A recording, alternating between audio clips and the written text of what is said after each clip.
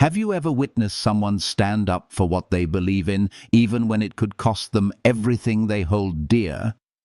In the quaint little town of Maple Ridge, at a cozy diner called The Corner Spot, a young waitress named Sarah Jennings did precisely that.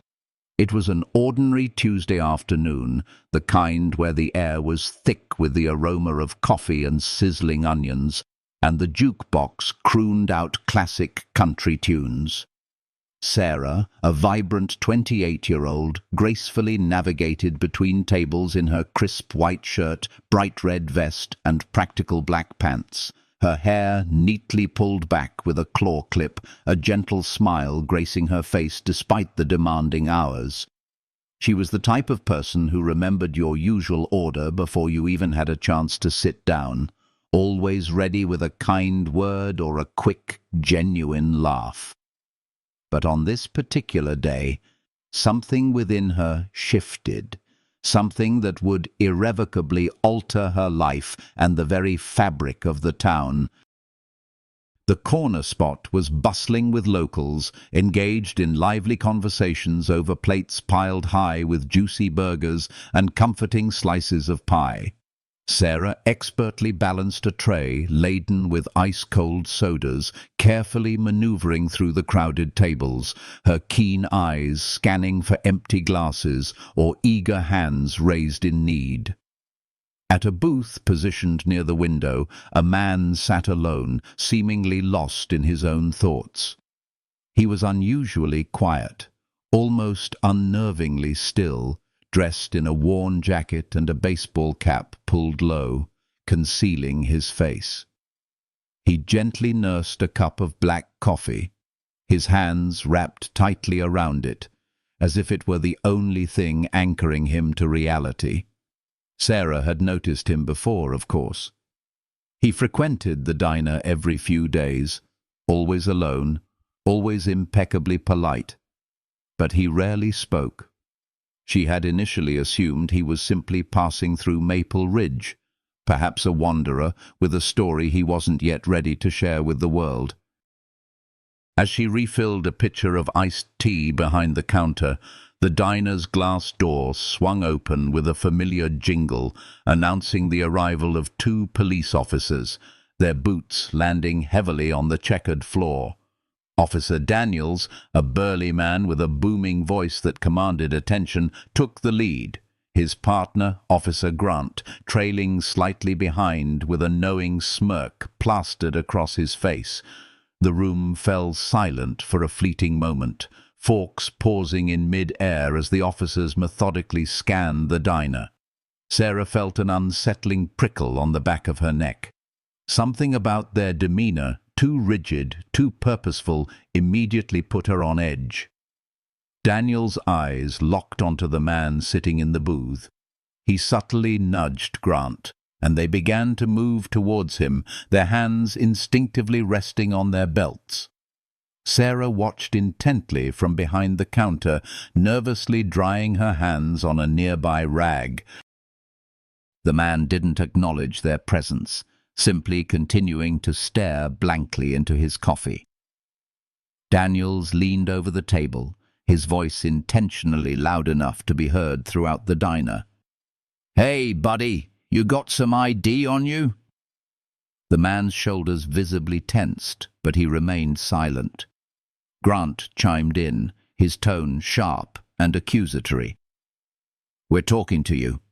Don't make this harder than it needs to be." The diner grew even quieter, every head turning to witness the unfolding drama.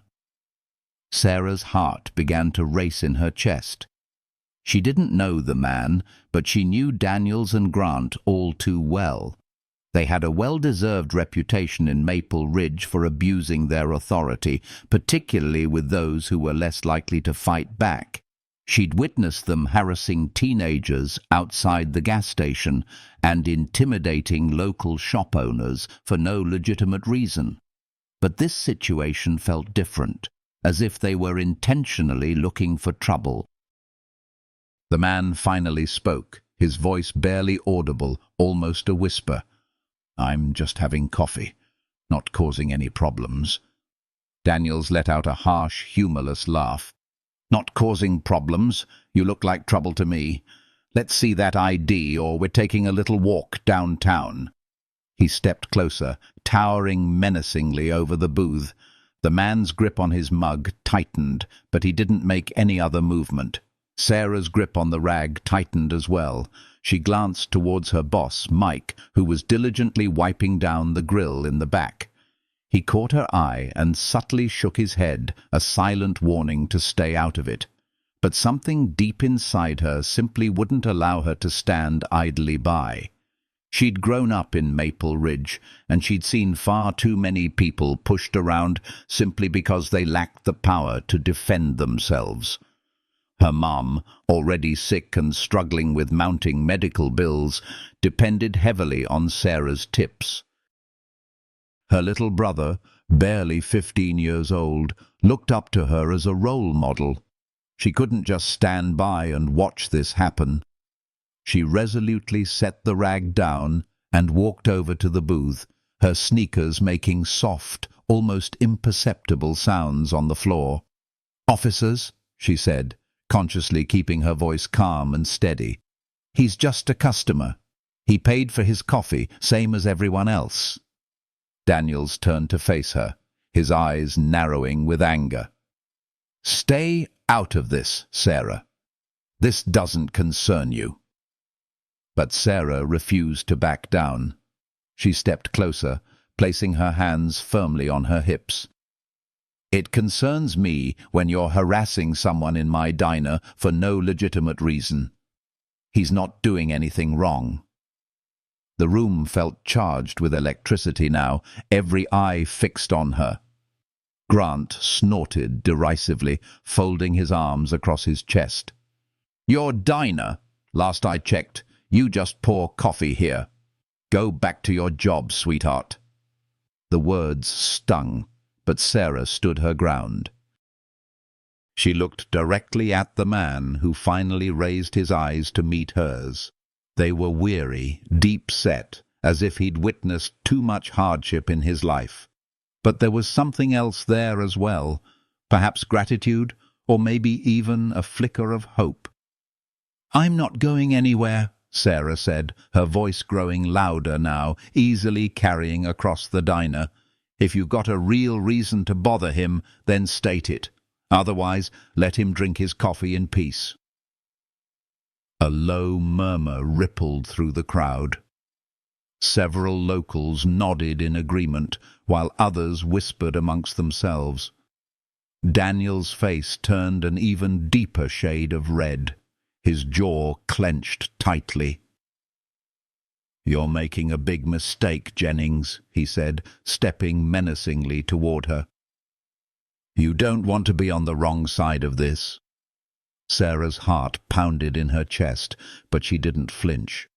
She thought of her mum, bravely fighting to regain her health, and her brother, who needed her to be strong and supportive. "I'm not the one making a mistake," she said, her voice clear and unwavering. "You're the ones picking on someone who's done nothing to you. That's not what Maple Ridge is about." The man in the booth shifted slightly, pulling his cap even lower in an apparent attempt to avoid further attention. "It's okay," he said softly, as if trying to diffuse the situation. "I'll go." But Sarah firmly shook her head. "No, you stay. You've got as much right to be here as anyone." She turned back to the officers, her eyes steady and unwavering. "If you want to take someone out of here, it's not going to be him." The diner was now completely silent, the air thick with palpable tension. Daniels and Grant exchanged a quick, uneasy glance, their confidence visibly faltering. The crowd was watching intently, and several phones were beginning to appear, recording the scene. A woman at a nearby table, Mrs. Carter, who had known Sarah since she was a little girl, spoke up in support. "She's right. Leave the man alone." Another voice chimed in from the back of the diner. "Yeah, what's he done?" The support grew, a low hum of agreement spreading throughout the room. Daniels took a step back, his face reflecting a mixture of anger and uncertainty. He pointed a finger at Sarah.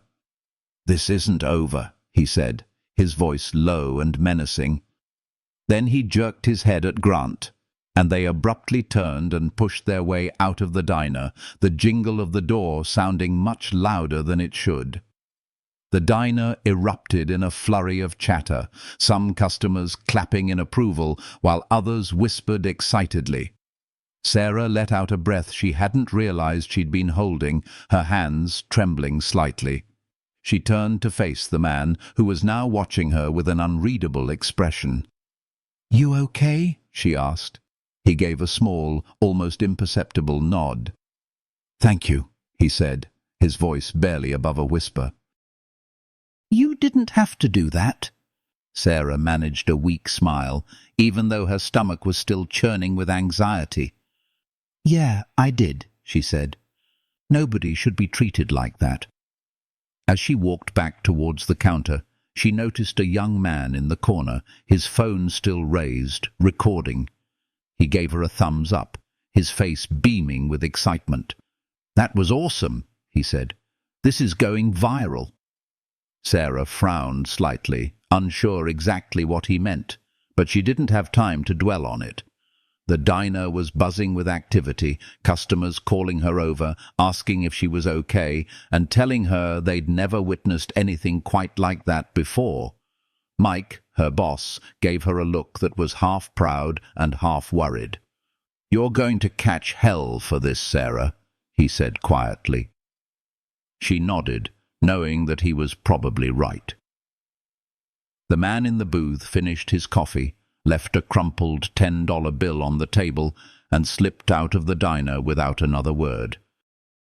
Sarah watched him go, wondering who he was and why the officers had targeted him. There was something about him, something heavy, as if he carried a burden she couldn't see.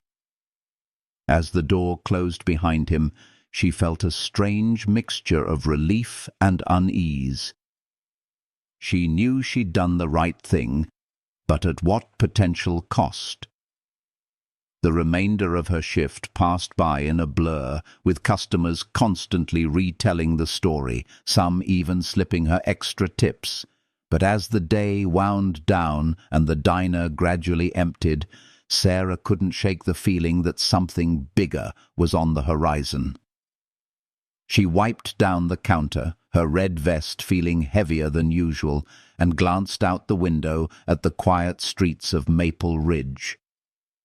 Whatever happened next, she knew one thing for certain. She had stood up for what she believed in, and that was worth something. The bell above the door jingled as the last customer left the corner spot, leaving Sarah alone with the low hum of the refrigerator and the faint, lingering smell of cooking grease. She stood behind the counter, her white shirt now slightly untucked, her red vest draped over a nearby stool. Her hands still trembled slightly from the confrontation with the officers, but she consciously pushed the feeling down, wiping the counter in slow, steady circles. The young man with the phone had left hours ago, but his words about the video going viral remained stuck in her head. She didn't know a great deal about the internet, but the way he'd grinned made her feel slightly uneasy. As she locked up the diner for the night, the neon sign outside flickered intermittently, casting a faint red glow over Maple Ridge's otherwise quiet main street. She pulled her jacket tighter around herself and started walking towards home, completely unaware that her life was about to unravel in ways she couldn't possibly imagine. By the time morning arrived, Sarah's phone was buzzing incessantly. She woke up to a flood of notifications, text messages, voicemails, and even emails from people she didn't recognize. Her brother, Ethan, burst into the kitchen, his eyes wide with excitement and disbelief. "Sarah, you're everywhere," He shoved his phone into her face, displaying a shaky video of her standing up to Daniels and Grant. The clip abruptly cut off just as the officers stormed out of the diner, but her voice, clear and unwavering, rang through. "If you want to take someone out of here, it's not going to be him." Below the video, a hashtag was rapidly spreading like wildfire. #StandLike. Sarah. Thousands of likes, shares, and comments poured in. People were calling her a hero, a voice for the voiceless. Others, however, were not so kind. "Troublemaker," one comment read. "She's going to regret this," said another. Sarah's stomach churned as she scrolled through the comments. She handed the phone back to Ethan, attempting to laugh it off. "It's just noise," she said, but her voice betrayed her nervousness. She began to get ready for work, pulling her hair back into its familiar claw clip. Her waitress uniform suddenly felt like a suit of armor she wasn't sure she could trust. At the corner spot, the atmosphere was palpably different. Customers stared at her as she poured coffee, some whispering amongst themselves, others boldly asking for selfies. A few regulars, such as old Mr. Thompson, squeezed her hand and offered words of support. "You did good, kid." But others avoided making eye contact, their silence speaking volumes. Mike, her boss, pulled her aside during a brief lull in the morning rush. "Cops came by this morning," he said, his face grim. "Didn't say much, but they're watching. Be careful, Sarah." The next few days unfolded in a blur of mounting tension. The video continued to spread rapidly, racking up millions of views across various social media platforms. News vans parked outside the diner, reporters shoving microphones in her face as she walked to her car. "Sarah, what made you stand up to the police? Are you scared of retaliation?" She kept her answers brief and non-committal, her heart pounding in her chest. "I just did what felt right," she would say, before quickly ducking away. But Maple Ridge was no longer the safe haven it once seemed to be. Eggs were splattered across her car one night, the yolk drying in ugly yellow streaks. Threatening notes began to appear under the diner's door, calling her a traitor and telling her to leave town.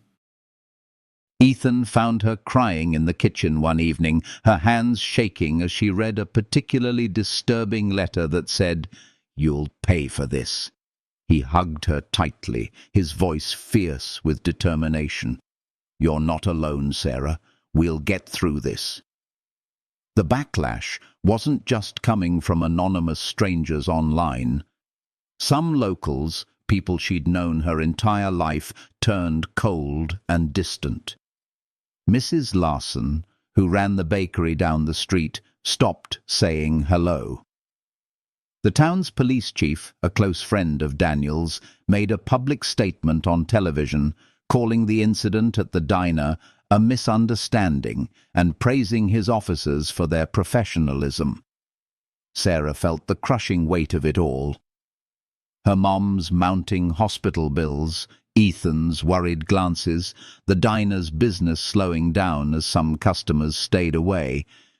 She began to question whether she'd made a mistake, wondering if standing up for what she believed in had cost her more than she could possibly afford. But then something extraordinary began to happen. One morning, a delivery truck pulled up to the corner spot. A man in overalls unloaded crates filled with brand-new kitchen equipment, pots, pans, even a shiny state-of-the-art coffee machine. "For Sarah Jennings," he said, handing her a note. There was no signature, just a typed message. "Keep standing tall." Sarah stared at the crates in bewildered confusion. Mike scratched his head. "Who's got this kind of money?" he muttered. A few days later, another surprise arrived. An envelope was delivered to her house, containing a new lease for the diner, paid in full for an entire year. Again, there was no name and no explanation. Sarah's mom, weak but smiling from her hospital bed, squeezed her hand. "Someone out there believes in you," she said. The anonymous gifts continued to arrive. Groceries were left on her porch, and a new set of tires was delivered to replace the ones that had been slashed on her car. Each gift felt like a lifeline, pulling her back from the brink of despair. Online, the #StandLikeSarah movement was gaining momentum. People from all walks of life were sharing their own personal stories of standing up to bullies and fighting for what was right. A college student started a fundraiser for Sarah's family, raising thousands of dollars to help with her mom's medical expenses. Strangers sent heartfelt letters, calling her an inspiration. One note from a woman in Ohio particularly resonated with her. "I was afraid to speak up once. You showed me I don't have to be." Still, the constant pressure didn't ease up entirely. Daniels and Grant were back in town, their patrol cars circling the diner like vultures. Sarah caught them staring through the window one afternoon, their faces hardened with resentment. She forced herself to continue working, pouring coffee and smiling at customers, but her hands trembled every time the bell above the door jingled. The mysterious man from the booth never returned, and Sarah couldn't stop wondering about him. Who was he? Why had the officers targeted him? His quiet "thank you" echoed in her mind, a constant reminder of why she had spoken up in the first place. One evening, as she swept the diner's floor after closing, a shadow moved outside. Her heart leapt into her throat, thinking it was another threat. But it was just a young kid, maybe 10 years old, taping a drawing to the window.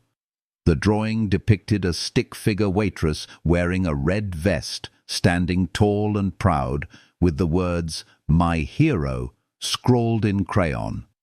Sarah's eyes welled up with tears as she watched the boy run off, his backpack bouncing against his back. She carefully peeled the drawing off the glass and tucked it into her pocket, her resolve hardening. Whatever came next, she wouldn't back down. As she locked up the diner for the night, her phone buzzed with a new notification. The video was trending again, shared by someone with a huge online following. The caption read, "Maple Ridge's bravest, #StandLikeSarah." She stared at the screen, the diner dark behind her, the town quiet except for the chirping of crickets. The world was watching now, and she wasn't entirely sure what that meant. All she knew was that the fight wasn't over, and that someone, somewhere, was watching her back. The glow of Sarah's phone screen faded as she stood outside the corner spot, the night air cool against her face. The #StandLike Sarah hashtag had become ubiquitous, a beacon of hope for people across the country. But in Maple Ridge, it felt more like a spotlight she couldn't escape. The threats continued to arrive, angry voicemails and graffiti on the diner's back wall. But so did the anonymous gifts, a new stove one day, a stack of aprons the next, each accompanied by a note of encouragement for the ongoing fight. Sarah's mind raced with questions. Who was behind all of this, and why were they helping her? As she walked home, clutching the kid's crayon drawing in her pocket, she felt a spark of hope, but also a growing sense that something truly significant was about to happen. The next morning, the corner spot was busier than ever before. Locals packed the booths, drawn by the viral story, and strangers drove in from out of town, eager to meet the waitress who had dared to stand up to the police. Sarah navigated the chaos in her crisp white shirt and bright red vest, her hair pulled back in its signature claw clip, smiling despite the ache in her feet. A man sat alone at the counter, his face partially hidden under a familiar, worn-out baseball cap. It was him, the quiet man from the booth, the one who had unknowingly started it all. He looked up as she approached, his eyes steady but warm. "I owe you," he said, his voice low and sincere. "My name's Jordan Hale. I'd like to talk." Sarah's breath caught in her throat. She glanced over at Mike, who nodded encouragingly and led Jordan to a quiet corner booth. He spoke softly, choosing his words carefully. He revealed that he was a billionaire, a CEO who had lost his wife several years earlier and moved to Maple Ridge in an attempt to raise his son, Timmy, away from the constant glare of the media spotlight. He explained that he had been in the diner that day, trying to keep a low profile, but Daniels and Grant had recognized him and were attempting to shake him down for a payoff. "You didn't just save me," he said, leaning forward. "You reminded me what really matters." He then told her that he wanted to help her keep the corner spot alive. Before Sarah could fully process his words, Jordan slid a folder across the table. Inside were legal documents offering her full ownership of the corner spot, along with a substantial sum of money to renovate it. "No strings attached," he said. "You have a remarkable gift for bringing people together. Use it." Sarah's hands trembled as she read through the documents. It was all too much, too sudden. "Why me?" she asked, her voice barely audible. Jordan smiled, a flicker of sadness in his eyes. "Because you stood up when no one else would.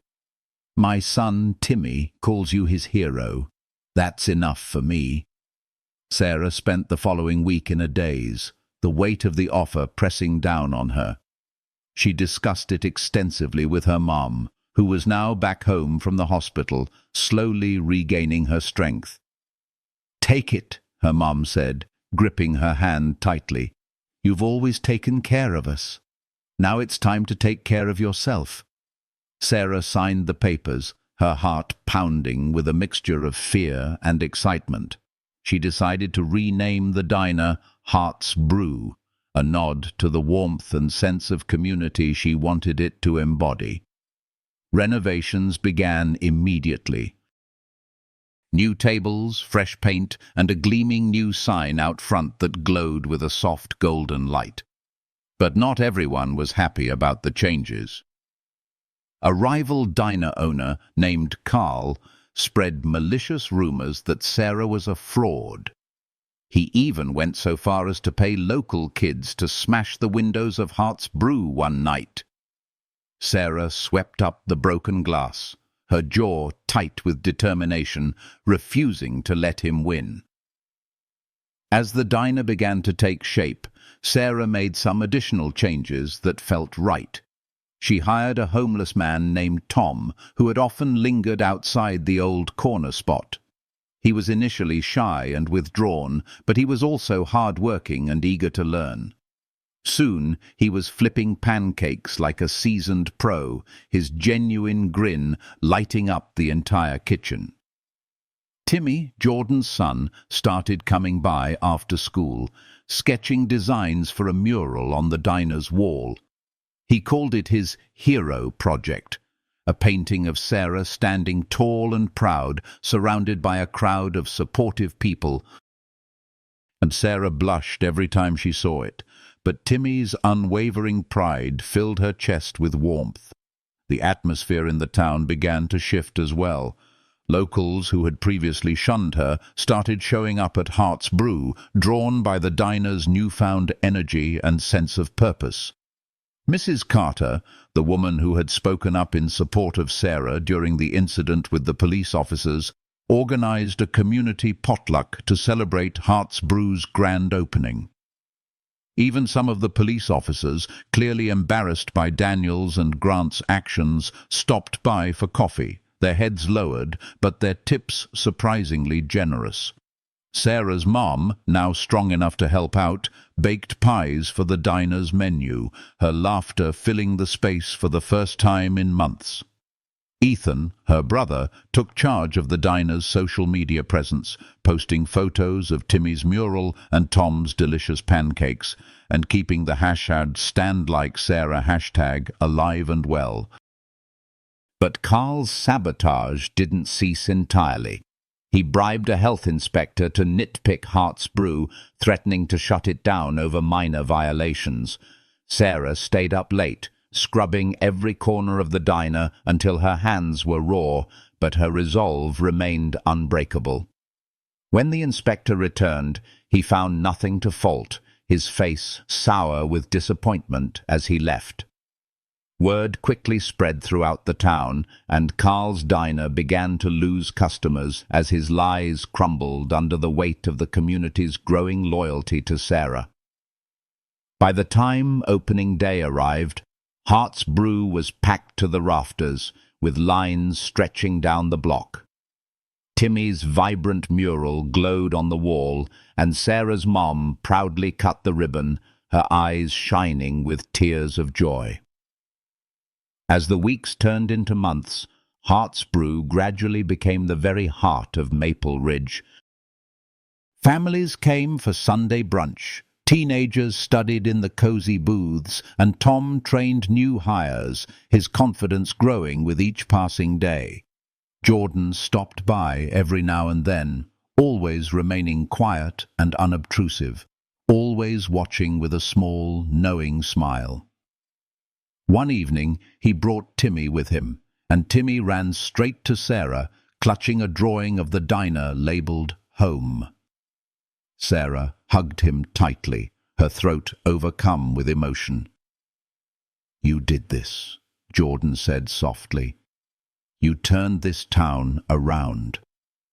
Months later, a local news station ran a feature story on Hart's Brew, calling it Maple Ridge's Miracle. They interviewed Sarah, who stood in her signature red vest, her voice calm and steady. "I just wanted to do what's right," she said. "Kindness changes things. It's not always easy, but it's always worth it." The story quickly went viral, and the #StandLikeSarah hashtag trended once again, this time accompanied by photos of the bustling diner, Tom's infectious smile, and Timmy's inspiring mural. Letters poured in from across the country, from people who had been inspired to stand up in their own communities, to fight for fairness, and to build something good. Sarah stood behind the counter one quiet evening, wiping it down as the jukebox played a gentle, familiar tune. The diner was hers now, not just a place to work, but a symbol of what courage could truly accomplish. She thought back to all the threats she had received, the broken glass she had swept up, and the countless nights she had doubted herself. Then she looked around at her mom, laughing with the customers, at Tom, joking with Ethan, and at Timmy's mural, shining brightly on the wall. Maple Ridge was different now, kinder, stronger, and more united than ever before. And so was she.